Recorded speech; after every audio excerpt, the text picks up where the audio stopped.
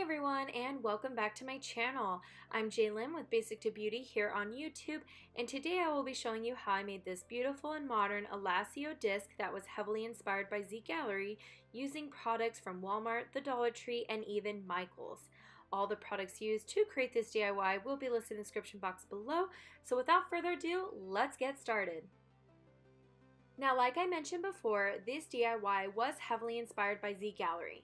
Now, for those of you that have never heard of Z Gallerie before, I'm convinced that you might just be living under a rock. I'm just kidding, but all jokes aside, Z Gallerie is a home furnishing, art, and decorative accessory retail store that houses a combination of stylish, traditional, and contemporary designs. And honestly, it just so happens to be one of my favorite home decor stores like ever. However, there's just one huge problem. Their prices can be crazy high, ranging anywhere from $5 to $5,000, and honestly, that's a whole lot of coin in my opinion. And here is a perfect example. This is the aforementioned Alassio disc that is shown being listed for $99.95. It says here that it measures 18 inches wide by 5 inches in depth and 21.5 inches in height. It is made of gold iron and glass, and even though I think this decor piece is just absolutely stunning and unique, I just cannot afford to pay that kind of money right now for a decor piece. So instead, I made one for less than half the price for only $33. And if you just keep watching, I will show you how it was done. The first thing that I did was I took this large 18-inch wood quilt hoop that I purchased from Michael's for only $12 with the 40% off coupon, of course, and I unscrewed the bolt so that I could separate the two hoops.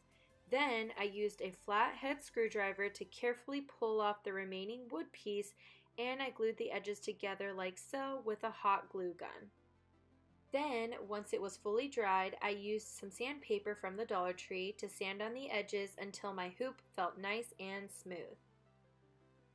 Then, using 2 packs of these 15-piece wooden dowels from the Dollar Tree and 5 of these 1/4 of an inch by 36-inch dowels from Walmart, I made 55 pieces in various sizes using a pair of needle nose pliers to cut the dowels to create a similar outline as the original from Z Gallerie.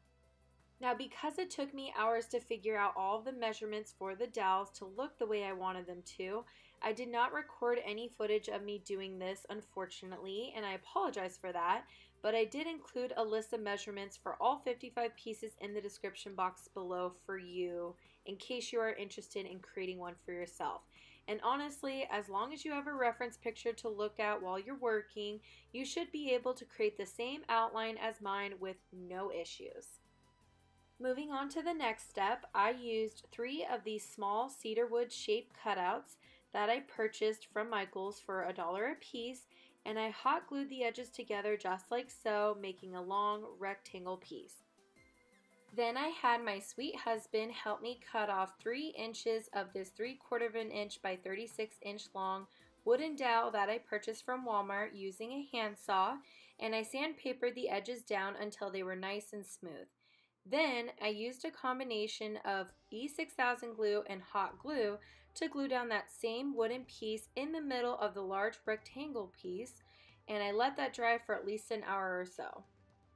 And while that was drying, I used a tape measure to mark the middle of the wooden hoop from the top to the bottom, and then from there I measured 7 inches across so that there would be at least 3.5 inches in between to mark where the start and end points would be for the wooden dowel pieces before I glued them down.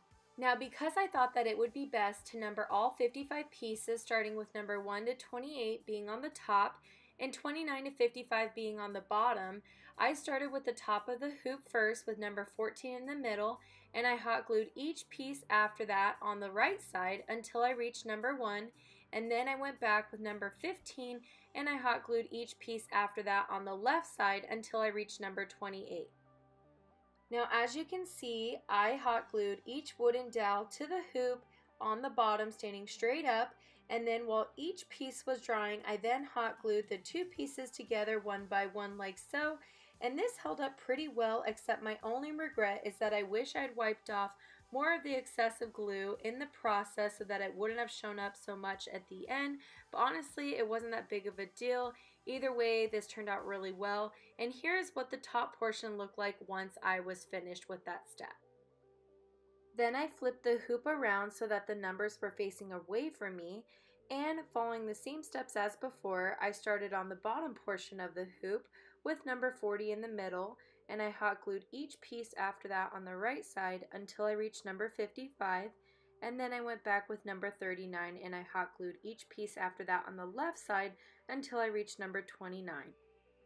And here's what the hoop looked like now that the top and the bottom portions were finished. I then put the hoop and the rectangle piece together by using some more E6000 glue and hot glue to secure the bottom of the hoop to the wooden dowel. I then let it sit positioned like this overnight before moving on to the next step. Once my hoop had fully dried and it was able to stand on its own, I then spray painted it with a few coats of this Rust-oleum metallic finish gold paint that I purchased from Walmart, and here's what it looked like once that was finished. Then I used this wood carving block that I purchased from Michael's for only $6, and using some of this white matte acrylic paint that I purchased from Walmart for less than $1, I applied 3 coats of paint to the carving block like so, and I let that dry for an hour before moving on to the last and final step. Once the paint had fully dried, I then used some E6000 and hot glue to put the rectangle piece and the carving block together, and that was it. That is how I made the Alassio Disc from Z Gallerie for only $33, using products from the Dollar Tree, Michael's, and even Walmart. I will say that so far this was the hardest yet most rewarding DIY that I've done thus far on my channel. I think that it turned out absolutely amazing, and I'm really happy with it. As always, a full list of items used to create this DIY will be listed in the description box below. Thank you guys so much for watching, and as always, I'll catch you guys in the next video. Take care, guys.